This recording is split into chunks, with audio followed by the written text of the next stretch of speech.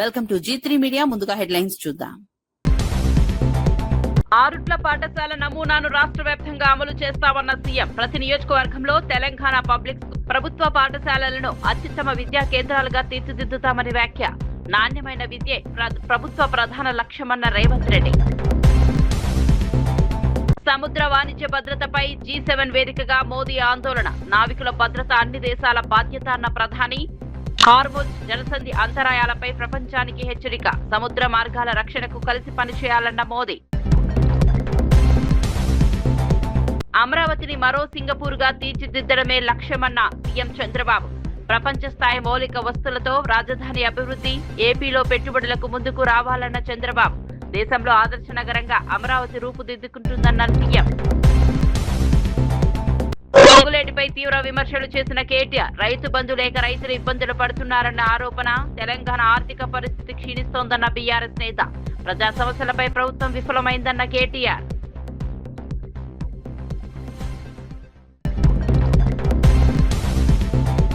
జగన్ కు బహిరంగ సవాల్ విసిరిన మంత్రి లోకేష్. డిఎస్సీ ఉద్యోగాలపై చర్చకు రావాలని జగన్ కు ఆహ్వానం.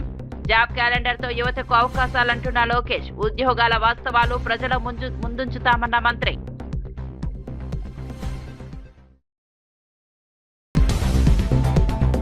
ఆరుట్ల గ్రామ ప్రభుత్వ పాఠశాల రాష్ట్రానికి ఆదర్శంగా నిలుస్తోందని ముఖ్యమంత్రి రేవంత్ రెడ్డి పేర్కొన్నారు.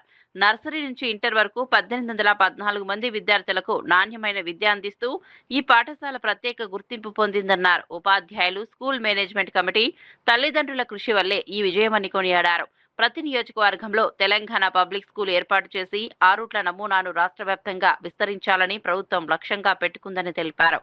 ప్రభుత్వ పాఠశాలలను కేవలం పేదల కోసం మాత్రమే కాకుండా అత్యుత్తమ విద్య అందించే కేంద్రాలుగా తీర్చిదిద్దాలని సంకల్పించామని చెప్పారు. విద్యార్థుల ప్రతిభను వెలికితీసే ఆధునిక విద్యా వేదికలుగా ప్రభుత్వ పాఠశాలలను అభివృద్ధి చేయనున్నట్లు వెల్లడించారు. భవిష్యత్ తరాలకు నాణ్యమైన విద్య అందించడమే ప్రభుత్వ ప్రధాన లక్ష్యమని సీఎం స్పష్టం చేశారు. అడ్మిషన్లు పూర్తి అయినాయని ప్రభుత్వ పాఠశాల ముందు బోర్డు పెట్టే పరిస్థితి వచ్చిందంటే ఇక్కడ విద్య నేర్పుతున్న సిబ్బంది, ఇక్కడ ఉపాధ్యాయుల యొక్క కమిట్మెంట్ని ఈ రోజు ముఖ్యమంత్రిగా నేను వారిని అభినందించదలుచుకున్నా. పాఠశాల విద్యా కమిటీ సభ్యులు, విద్య నేర్పుతున్న ఉపాధ్యాయులు ఈరోజు తెలంగాణ సమాజానికి గొప్ప ఆదర్శంగా నిలబడ్డారు. ఇవాళ తెలంగాణ రాష్ట్రంలో ప్రతి శాసనసభ నియోజకవర్గంలో ఒక ప్రయోగాత్మకంగా తెలంగాణ పబ్లిక్ స్కూల్ని ప్రారంభించుకోవాలి. అకాడమిక్ ఇయర్లో ఇందులో నుంచి వచ్చిన అనుభవాలను భవిష్యత్తు పాఠాలుగా నేర్చుకొని ఇంకా అద్భుతమైన విద్యను మన ప్రజలకు అందించాలన్న ఆలోచన ప్రభుత్వం చేస్తుంది. నా సొంత మండలం ఒంగూరులో కూడా ఈరోజు మోడల్ స్కూల్ కింద తెలంగాణ పబ్లిక్ స్కూల్ని ప్రారంభించిన ఈరోజు ఆరుట్ల గ్రామం నుంచే ప్రారంభించాలని ఎందుకు వచ్చినా అంటే మీరు తెలంగాణకు స్ఫూర్తినిచ్చిండ్రు, తెలంగాణకు ఆదర్శంగా నిలబడ్డారు. ఈ ఆరుట్ల గ్రామానికి పట్టణ అభివృద్ధిలో కీలక మైలురాయిగా నిలిచి రైల్వే ఓవర్ బ్రిడ్జ్ నిర్మాణానికి ఘనంగా శంకుస్థాపన జరిగింది. కేంద్ర ప్రభుత్వం 100% నిధులతో 140 కోట్ల వ్యయంతో ఈ ప్రతిష్టాత్మక ప్రాజెక్టు నిర్మించబడనుంది. 750 మీటర్ల పొడవు, 75 అడుగు వెడల్పుతో 4 లేన్లుగా నిర్మించే ఈ బ్రిడ్జ్ ద్వారా దశాబ్దాలుగా ప్రజలు ఎదుర్కొంటున్న ట్రాఫిక్ సమస్యలకు శాశ్వత పరిష్కారం లభించనుంది. కేంద్ర మంత్రి పెమ్మసాని చంద్రశేఖర్ మాట్లాడుతూ మంత్రి నారా లోకేష్ నిరంతర కృషి, కేంద్ర మంత్రి అశ్విని వైష్ణవ్ సహకారంతో ఈ ప్రాజెక్టుకు మోక్షం లభించిందన్నారు. రాబోయే 2 ఏళ్లలో నిర్మాణాన్ని పూర్తి చేస్తామని తెలిపారు. అమరావతి అభివృద్ధి, మంగళగిరిలో అండర్ గ్రౌండ్ డ్రైనేజీ, పార్కులు, మహాప్రస్థానం వంటి పలు అభివృద్ధి కార్యక్రమాలు వేగంగా సాగుతున్నాయని వెల్లడించారు. మంగళగిరిని ఆధునిక నగరంగా తీర్చిదిద్దేందుకు ప్రభుత్వం కట్టుబడి ఉందన్నారు.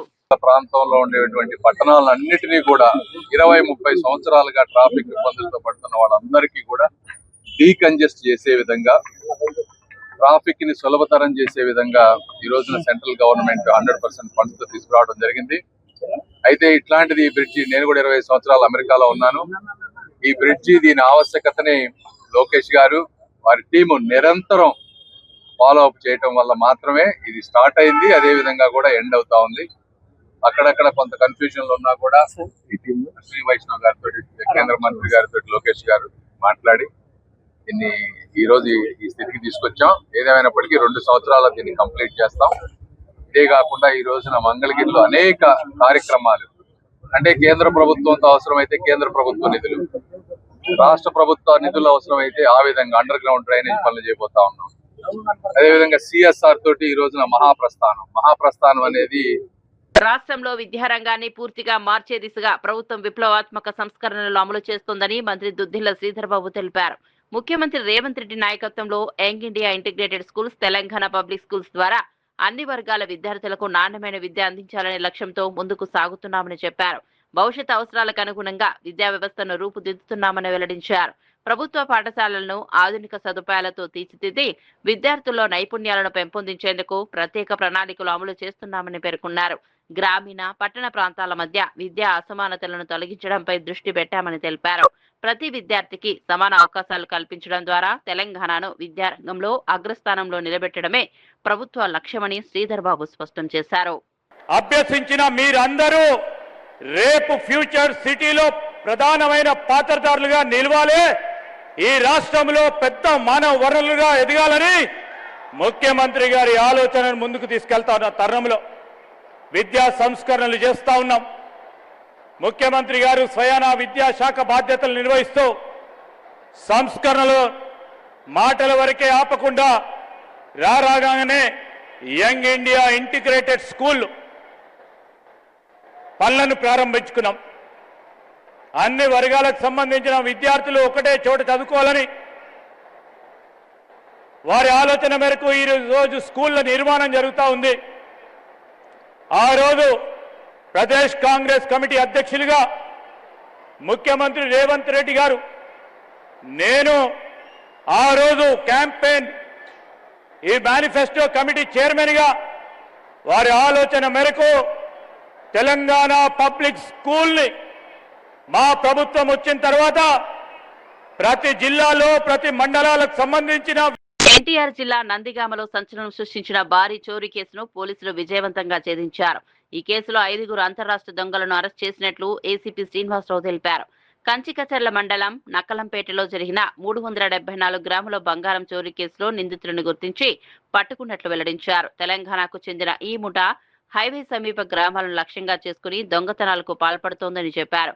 ఒకే రాత్రి 2 ఇళ్లలో చోరీ యత్నం చేసి 3వ ఇంట్లో బంగారం, నగదు అపహరించినట్లు వివరించారు. డాగ్ స్క్వాడ్, సీసీ కెమెరాల ఆధారంగా ప్రత్యేక బృందాలు దర్యాప్తు జరిపి నిందితులను అదుపులోకి తీసుకున్నాయి. ప్రధాన నిందితుడు సురేష్ పై ఇప్పటికే తెలంగాణ, ఏపీలో 26 చోరీ కేసులు ఉన్నట్లు గుర్తించారు. చోరీకి గురైన 374 గ్రాముల బంగారాన్ని పూర్తిగా రికవరీ చేసినట్లు పోలీసులు వెల్లడించారు.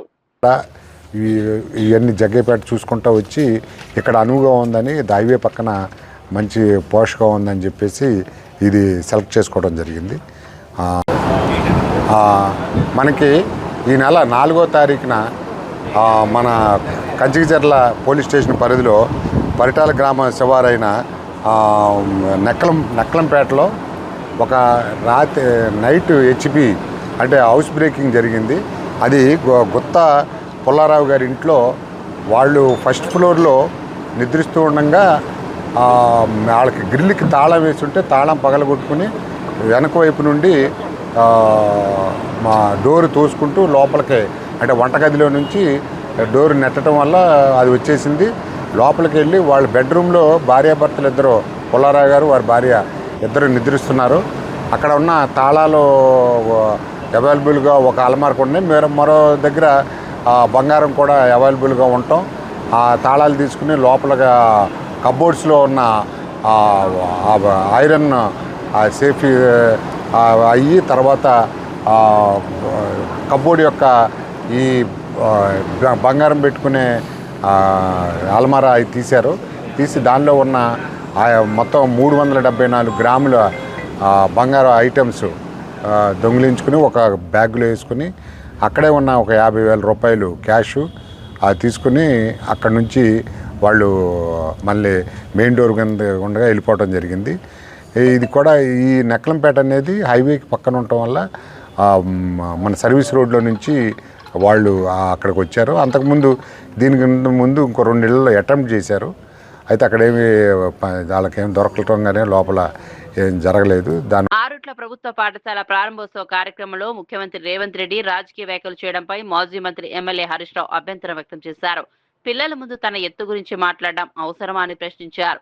రైతు బంధు, రైతు బీమా, ఫీజు రీయింబర్స్మెంట్ వంటి ప్రజా సమస్యలపై సమాధానం చెప్పకుండా వ్యక్తిగత వ్యాఖ్యలకు దిగడం సరైంది కాదన్నారు. ప్రజల సమస్యలను పరిష్కరించాల్సిన బాధ్యత ప్రభుత్వంపై ఉందని గుర్తు చేశారు. తాను ప్రజల తరపున ప్రశ్నిస్తూనే ఉంటానని, విమర్శలకు భయపడబోనని స్పష్టం చేశారు. రైతులు, విద్యార్థులు ఎదుర్కొంటున్న సమస్యలపై ప్రభుత్వం దృష్టి పెట్టాలని డిమాండ్ చేశారు. రాజకీయ వేదికలు వేరు, విద్యా కార్యక్రమాలు వేరు అంటూ పేర్కొంటూ విద్యార్థుల సమక్షంలో రాజకీయ విమర్శలు చేయడం సమంజసం కాదని హరీష్ రావు అభిప్రాయపడ్డారు. స్కూల్ పిల్లలు ఉన్నారు. స్కూల్ పిల్లల దగ్గర పోతే ఏం చెప్పాలి మనం? అరే మంచిగా చదువుకోండి, డాక్టర్లు కాండ్రి, ఇంజనీర్లు కాండ్రి, ఫోన్లు వాడకుండ్రి, శ్రద్ధగా వినుండ్రి, స్కూల్ డుమ్మగొట్టకుండ్రి అని మంచి మాటలు చెప్పాలి కదా పిల్లలకు. ఆ పిల్లల ముంగట పోయి అడ్డగోలుగా మాట్లాడొచ్చిండి. ఇవాళ ఏమంటాడు? హరీష్ రావు తాటి చెట్టు లెక్క పెరిగిండు అట, నేనేదో ఈత చెట్టు లెక్క పెరిగిందట. ఇంకా పిల్లలకు నేను తాటి చెట్టు లెక్క పెరిగితే ఏం అవసరము, నేను ఈత చెట్టు లెక్క పెరిగితే ఏం అవసరము? అసలు నువ్వు ముఖ్యమంత్రిగా నా ఎత్తుతో నీకేం పని? ముఖ్యమంత్రి మాట్లాడాల్సిన మాటనా? నేను అడ్డగోలు మాట్లాడుతున్నా అంటాడు. అయ్యా రేవంత్ రెడ్డి, నేను నిన్ను కూడా తిట్టగలుగుతా, నీకంటే గట్టిగా తిట్టగలుగుతా, కానీ నాకు విజ్ఞత ఉన్నది, సంస్కారం ఉన్నది. నేను తిట్టను. కానీ నువ్వు తిట్టినంత మాత్రాన నేను విడిచిపెట్టాను. నువ్వు నన్ను తిట్టినవని నేను విడిచిపెట్టాను, అసలే విడిచిపెట్టా. ఇప్పుడు రేవంత్ రెడ్డి నేను తాటి సెట్ లెక్క పెరిగినా ఎట్లా పెరిగినా అనేది అవసరం లేదు. ఇప్పుడు కావాల్సిందేంది? నువ్వు 45 రోజుల్లో వేస్తానన్న రైతు బంధు ఎప్పుడు ఇస్తావు? గది అడుగుతున్నా, దానికి సమాధానం చెప్పు నా రైతుల పక్షాన. రైతు బీమా ఆగిపోయింది, గా రైతు బీమా చేస్తావా చెయ్యవా? గాముచ్చట కావాలి. కానీ నేను తాటి చెట్లకి పెరిగితే నీకు రైతులకేం అవసరం, నాకేం అవసరం, నీకేం అవసరం? అరే పంటలకు పోయిన యాసంగి బోనస్ ఎగ్గొట్టినావు, ఈ యాసంగి బోనస్ ఎగ్గొట్టినావు, గది ఇస్తావా ఇయ్యవా చెప్పు తప్ప నా ఎత్తుతో నీకేం పని? అరే పిల్లగాళ్లకు ఇలా ఫీజు రియంబర్స్మెంట్ ఇస్తలేవు. 30 లక్షల మంది ఎస్సీ, ఎస్టీ, బీసీ పిల్లల చదువులాగమైనవి, గది ఇస్తావా ఇయ్యవా? నేను నిన్ను అడుగుతూనే ఉంటా. నువ్వు నన్ను తిట్టినా, నా ఎత్తు గురించి అడిగినా, నా పొడుగు గురించి మాట్లాడినా. సంక్షేమ శాఖల టెండర్ల విషయంలో చేస్తున్న ఆరోపణలు పూర్తిగా నిరాధారణమని మంత్రి పొన్నం ప్రభాకర్ స్పష్టం చేశారు. మొత్తం టెండర్ల విలువ 2000 కోట్లు కూడా కాకపోయినా అంత పెద్ద స్కామ్ జరిగిందని ఎలా ఆరోపిస్తారని ప్రశ్నించారు. తాము పారదర్శకంగా వ్యవహరిస్తున్నామని, ఎలాంటి అవకతవకలు జరిగాయని నిరూపిస్తే దేనికైనా సిద్ధమని సవాల్ విసిరారు. బలహీన వర్గాల సంక్షేమానికి ప్రభుత్వం కట్టుబడి ఉందని తెలిపారు. దళితులు, మైనార్టీలకు సంబంధించిన శాఖల మంత్రులను అవమానించేలా మాట్లాడడం వెనుక ఉన్న ఉద్దేశాన్ని ప్రజలు గమనిస్తున్నారని అన్నారు. అసత్య ఆరోపణలతో ప్రజలను తప్పుదారి పట్టించే ప్రయత్నాలను తెలంగాణ సమాజం సహించదన్నారు. అభివృద్ధి, సంక్షేమ కార్యక్రమాలపై ప్రభుత్వం పూర్తి పారదర్శకతతో ముందుకు సాగుతోందని పేర్కొన్నారు. మహారాజులాగా బతకాలనుకుంటున్నా తప్ప ఎక్కడ అటువంటి అవకాశం రానియాము. మళ్ళీ చెప్తా ఉన్నాం, దయచేసి పారదర్శకంగా ఉన్నాం. నిరూపిస్తే అజరుద్దీన్ గారు రూపించి మేము ముగ్గురం లక్ష్మణ్ కుమార్ గారు చెప్పినటువంటి ఏ దానికైనా చర్చకు, ఏ దానికైనా సిద్ధం మేము మాట్లాడుతున్నాం. ఓటర్ జాబితా సవరణ పైన నిన్న కేంద్ర మంత్రి బండి సంజయ్ గారు మాట్లాడుతూ ఇది బంగ్లాదేశీలో ఓట్లను లోకం అన్నట్టు, అరే మీ ఓడద్దంటాడు. 2002లో ఎస్ఐఆర్ జరిగినప్పుడు, 2002లో ఎస్ఐఆర్ జరిగినప్పుడు భారత ప్రజాస్వామ్యంలో ఎవరు కూడా ఓటు హక్కును కోల్పోవద్దనే సంకల్పంతో చేసినాం. ఇవాళ మీరు భారతీయ జనతా పార్టీకి ఓటు వేయకపోతే తొలగిస్తామనేటువంటి విధానం కొద్దిగా వస్తోంది. చాలా ప్రజలు అనుకుంటా ఉన్నారు Congress party, TRS party SIR మీద ఇంత ఆందోళన చెందుతుంటే భారతీయ జనతా పార్టీ ఎందుకు స్పందిస్తలేదు? చాలా సోషల్ మీడియాలో వస్తా ఉంది. భారతీయ జనతా పార్టీకి ఆల్రెడీ కార్యకర్తగా ఎన్నికల సంఘం పనిచేస్తుంది కాబట్టి వాళ్ళు ఈ విధంగా తప్పుడు చేస్తున్నటువంటి విధంగా మేము మళ్లీ కోరుతున్నాం. బండి సంజయ్ గారు, అర్హత కలిగిన ఓటర్ ఒక్కరు పోకుండా చూసుకోండి. విదేశీయుల ఓటు తొలగించుకోండి. మాకే అభ్యంతరంలే. ఎంతసేపు మతం రంగు పులిమి. మెదక్ జిల్లా వెల్దుర్తి పోలీస్ స్టేషన్ ఆకస్మికంగా తనిఖీ చేసిన జిల్లా ఎస్పీ డివి శ్రీనివాసరావును పోలీసు అధికారులకు కీలక సూచనలు చేశారు. పెండింగ్ లో ఉన్న కేసుల దర్యాప్తును వేగవంతం చేసి త్వరగా పూర్తి చేయాలని ఆదేశించారు. పోలీస్ స్టేషన్ కు వచ్చే ప్రతి ఫిర్యాదుదారుతో మర్యాదపూర్వకంగా వ్యవహరించాలని సూచించారు. ప్రజలకు నాణ్యమైన పోలీస్ సేవలు అందించడమే లక్ష్యంగా పనిచేయాలని పేర్కొన్నారు. జిల్లాలో నేరాల నియంత్రణకు సీసీ కెమెరాల ఏర్పాటు కీలకమని, ప్రజలు కూడా తమ ఇళ్ల వద్ద కెమెరాలు ఏర్పాటు చేసుకోవాలని కోరారు. రోడ్డు ప్రమాదాల నివారణకు ప్రత్యేక చర్యలు తీసుకుంటున్నామని తెలిపారు.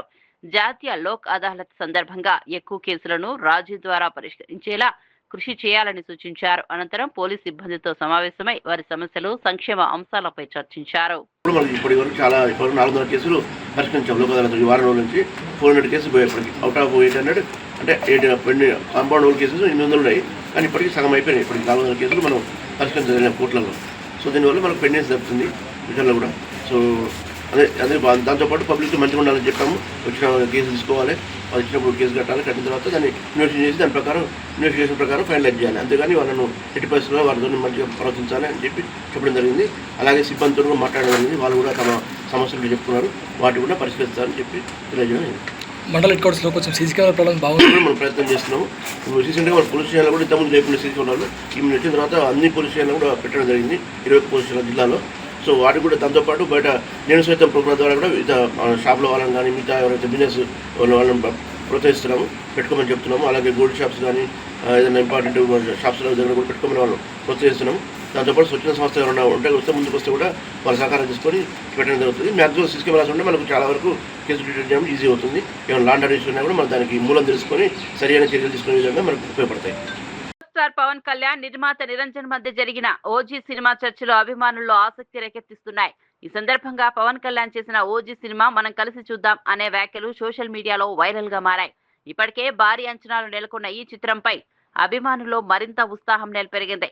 పవన్ కళ్యాణ్ ప్రధాన పాత్రలో తెరకెక్కుతున్న ఈ సినిమా కోసం అభిమానులు ఎంతో ఆసక్తిగా ఎదురుచూస్తున్నారు. సినిమా షూటింగ్ విడుదలకు సంబంధించిన విషయాలపై కూడా చర్చలు జరిగినట్లు సమాచారం. పవన్ వ్యాఖ్యలతో ఓజీ సినిమాపై సోషల్ మీడియాలో చర్చలు మరింత వేడెక్కాయి. చిత్ర బృందం నుంచి త్వరలోనే మరిన్ని అప్డేట్స్ వచ్చే అవకాశం ఉందని సినీ వర్గాలు భావిస్తున్నాయి.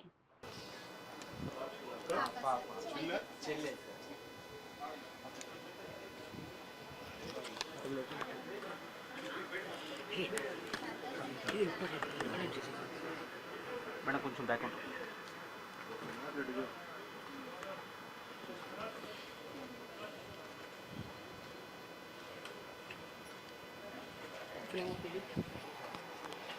ప్రేమ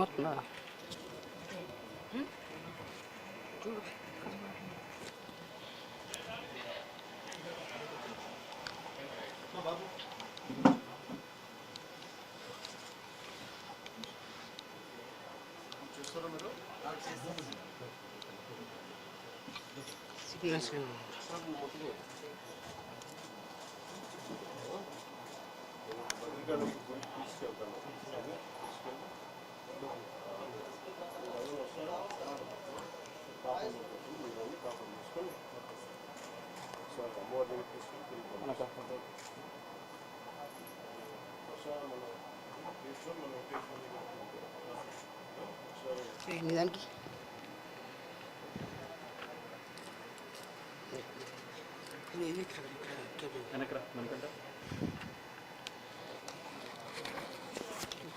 చూసుకో తీసుకో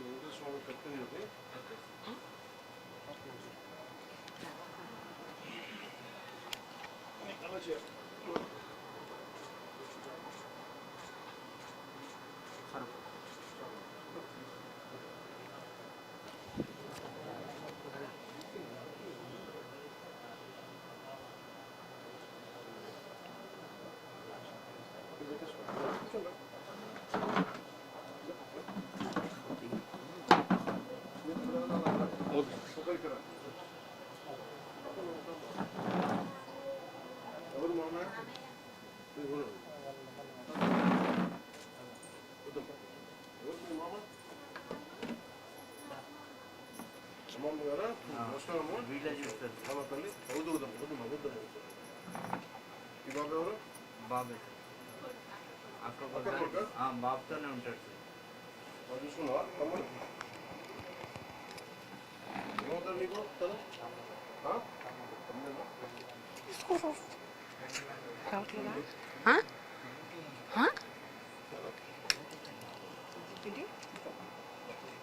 ఖమ్మం జిల్లా పాలేరులో పార్టీ కార్యకర్తల సమావేశంలో BRS working president KTR Congress ప్రభుత్వంపై తీవ్ర విమర్శలు చేశారు. మంత్రి పొంగులేటి శ్రీనివాసరెడ్డిని లక్ష్యంగా చేసుకుని అవినీతి ఆరోపణలు గుప్పించారు. రాష్ట్రంలో రైతు బంధు లేకపోవడం, యూరియా కొరత, విద్యుత్ సమస్యలతో రైతులు ఇబ్బందులు పడుతున్నారని అన్నారు.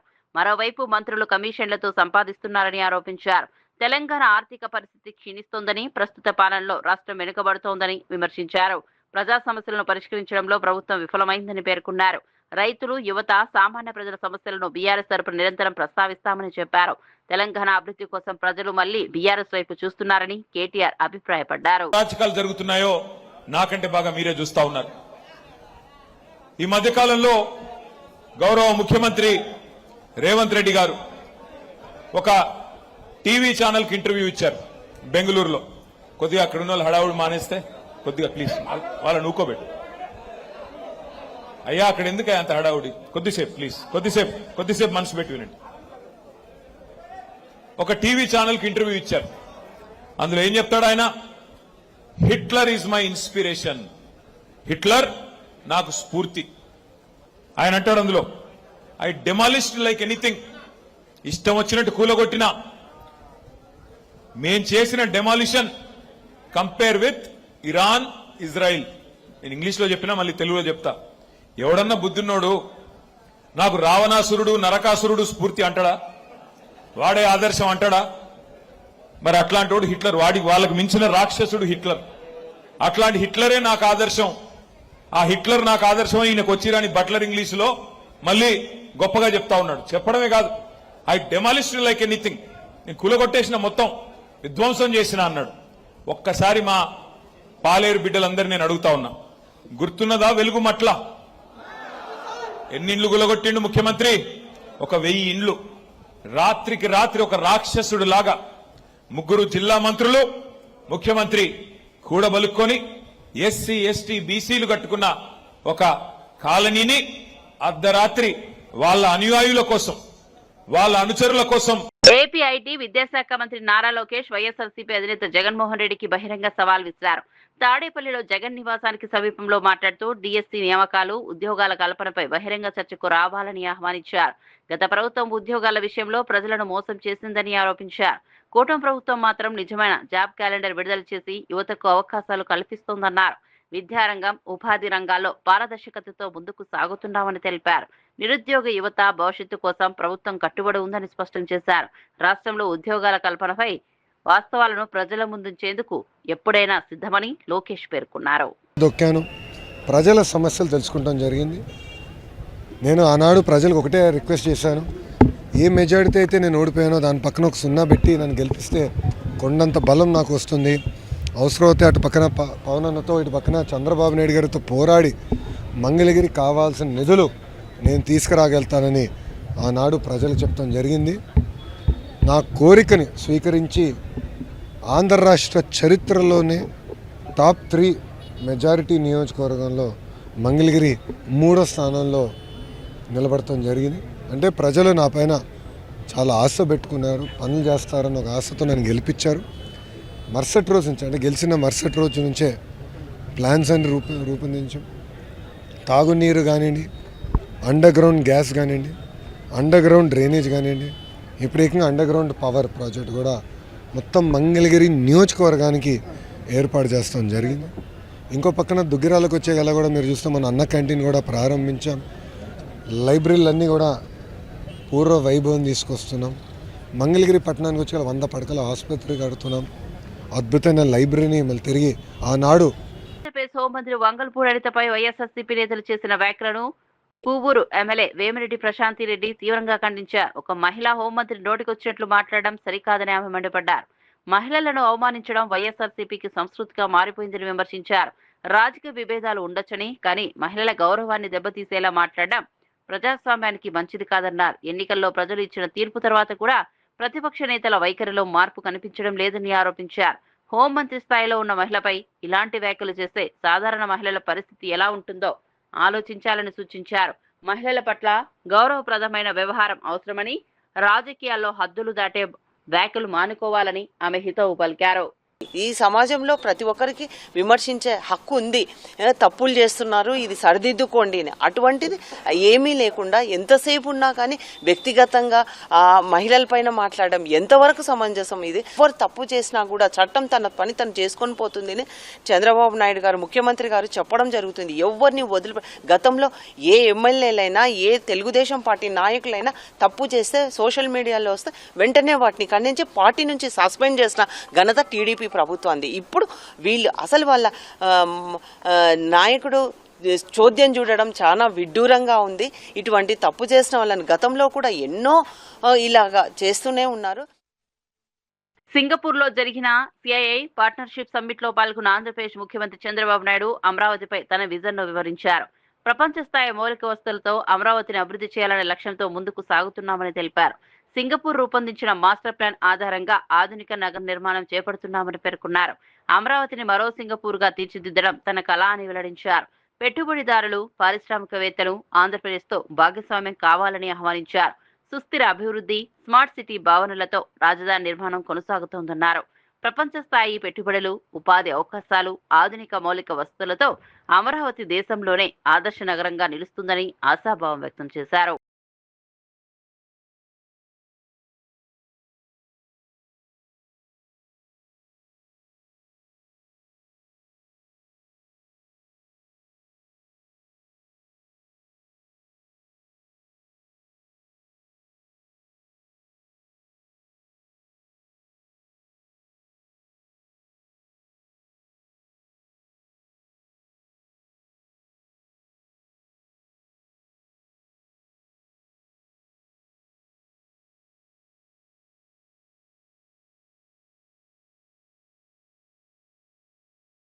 ఫ్రాన్స్ లో జరిగిన G7 సదస్సులో ప్రధాని నరేంద్ర మోదీ సముద్ర వాణిజ్య మార్గాల భద్రతపై కీలక వ్యాఖ్యలు చేశారు. నావికుల భద్రత, అంతర్జాతీయ సముద్ర మార్గాల రక్షణ అన్ని దేశాల ఉమ్మడి బాధ్యత అని స్పష్టం చేశారు. హార్ముజ్ జలసంధిలో వాణిజ్య నౌకాయానికి అంతరాయాలు ఏర్పడడం వలన ప్రపంచ ఆర్థిక వ్యవస్థపై తీవ్ర ప్రభావం చూపుతుందని హెచ్చరించారు. ఇటీవల జరిగిన ఘటనలు భారతీయ నావికుల ప్రాణ నష్టాన్ని ప్రస్తావిస్తూ సముద్ర భద్రతపై మరింత అప్రమత్తత అవసరమన్నారు. అంతర్జాతీయ వాణిజ్యానికి కీలకమైన సముద్ర మార్గాలను సురక్షితంగా ఉంచేందుకు ప్రపంచ దేశాలు కలిసి పనిచేయాలని పిలుపునిచ్చారు. వాళ్ళకి ఇంకా మేము పెన్షన్ ఇస్తూనే ఉన్నాం. ఈ 24 months లో కేవలం 7,856 పెన్షన్స్ మాత్రమే తీసాం ఇనెలిజిబిలిటీ క్రైటీరియాలో. మీరు ఈరోజు ప్రతిపక్ష నాయకులు మాట్లాడుతున్నారు 6 లక్షల పెన్షన్ తీసామని. మే 2019 నుంచి 2024 మధ్యలో ఇనెలిజిబిలిటీ క్రైటీరియాలో 9,56,000 పెన్షన్స్ తీశారు. అయితే పెన్షన్స్ తగ్గాయి కదా అని మీ అందరూ మాట్లాడుతున్నారు. కానీ పెన్షన్స్ తగ్గిన మాట వాస్తవం. అవి చనిపోయినటువంటి వ్యక్తులు పెన్షన్స్ తగ్గాయి. సుమారు 5 లక్షల మంది చనిపోయారు. కానీ చనిపోయిన వ్యక్తులు ఎవరైతే చనిపోయారో వెంటనే వాళ్ళ స్పౌస్ ఉంటే మాత్రం వాళ్ళ స్పౌస్ కోటాలో ఆంధ్రప్రదేశ్ ప్రభుత్వం సంక్షేమ కార్యక్రమాల విస్తరణకు కట్టుబడి ఉందని మంత్రి కొండపల్లి శ్రీనివాస్ తెలిపారు. రాష్ట్రంలో 2.2 లక్షల మంది వితంతువులకు పెన్షన్ అందించే నిర్ణయం తీసుకున్నామని వెల్లడించారు. పెన్షన్లు తొలగిస్తున్నారన్న ప్రచారంలో వాస్తవం లేదని స్పష్టం చేశారు. మహిళల ఆర్థిక సాధికారత కోసం డ్వాక్రా ఉత్పత్తులకు అంతర్జాతీయ స్థాయిలో మార్కెటింగ్, బ్రాండింగ్ చేపట్టనున్నట్లు చెప్పారు. పైలట్ ప్రాజెక్ట్ కింద 100 ఉత్పత్తులను గ్లోబల్ మార్కెట్ కు తీసుకెళ్లే చర్యలు ప్రారంభమయ్యాయని తెలిపారు. సెర్ప్ మెహ్మా ద్వారా 5 లక్షల మహిళా పారిశ్రామికవేత్తలను తయారు చేయడమే లక్ష్యమన్నారు. డ్వాక్రా రుణాల పారదర్శకత నిర్వహణ కోసం మన డబ్బులు మన లెక్కలు అనే మొబైల్ యాప్ ను త్వరలో అందుబాటులోకి తీసుకురానున్నట్లు వెల్లడించారు. సంస్కారానికి బ్రాండ్ అంబాసిడర్ అయినటువంటి పవన్ కళ్యాణ్ గారు ఏం మాట్లాడారు చూడండి ఒకసారి. ఆ రోజా కూడా మాట్లాడద్దు, డైమండ్ రాణి ఆ రోజా కూడా మాట్లాడద్దు. వాళ్ళు కూడా యూట్యూబ్ నువ్వు కూడానా కింద అంటే ఏంటి? పవన్ కళ్యాణ్ గారికి కొత్తగా వచ్చింది మంత్రి పదవితో పాటు సంస్కారం కూడా కొత్తగా వచ్చిందా అనుకోవాలి. అంతే కదా, మంత్రి అంత క్రితం లేదు. మంత్రి పదవితో పాటు ఆయనకి సంస్కారం వచ్చేసింది. ఆడవాళ్ళకు కట్టుబొట్ల గురించి ఇటు గురించి అటు గురించి మాట్లాడదా. కట్టుబొట్టు ఎవడన్నాడు? పేరెత్తలేదు. పవన్ కళ్యాణ్ గారు, లోకేష్ నాయుడు గారు ఇద్దరు ఓకే అనితి గారి మీద విపరీతమైన ప్రేమ కార్చేస్తున్నారు. ఆరుట్ల పాఠశాల నమూనాను రాష్ట్ర వ్యాప్తంగా అమలు చేస్తామన్న సీఎం. ప్రతి నియోజకవర్గంలో తెలంగాణ పబ్లిక్ ప్రభుత్వ పాఠశాలలను అత్యుత్తమ విద్యా కేంద్రాలుగా తీర్చిదిద్దుతామని వ్యాఖ్య. నాణ్యమైన విద్యే ప్రభుత్వ ప్రధాన లక్ష్యమన్న రేవంత్ రెడ్డి. సముద్ర వాణిజ్య భద్రతపై G7 వేదికగా మోదీ ఆందోళన. నావికుల భద్రత అన్ని దేశాల బాధ్యత అన్న ప్రధాని. హార్ముజ్ జలసంధి అంతరాయాలపై ప్రపంచానికి హెచ్చరిక. సముద్ర మార్గాల రక్షణకు కలిసి పనిచేయాలన్న మోదీ. అమరావతిని మరో సింగపూర్ గా తీర్చిదిద్దడమే లక్ష్యమన్న సీఎం చంద్రబాబు. ప్రపంచ స్థాయి మౌలిక వస్తువులతో రాజధాని అభివృద్ధి. ఏపీలో పెట్టుబడులకు ముందుకు రావాలన్న చంద్రబాబు. దేశంలో ఆదర్శ నగరంగా అమరావతి రూపుదిద్దుకుంటుందన్న సీఎం. పొంగులేటిపై తీవ్ర విమర్శలు చేసిన కేటీఆర్. రైతు బంధు లేక రైతులు ఇబ్బందులు పడుతున్నారన్న ఆరోపణ. తెలంగాణ ఆర్థిక పరిస్థితి క్షీణిస్తోందన్న బీఆర్ఎస్ నేత. ప్రజా సమస్యలపై ప్రభుత్వం విఫలమైందన్న కేటీఆర్.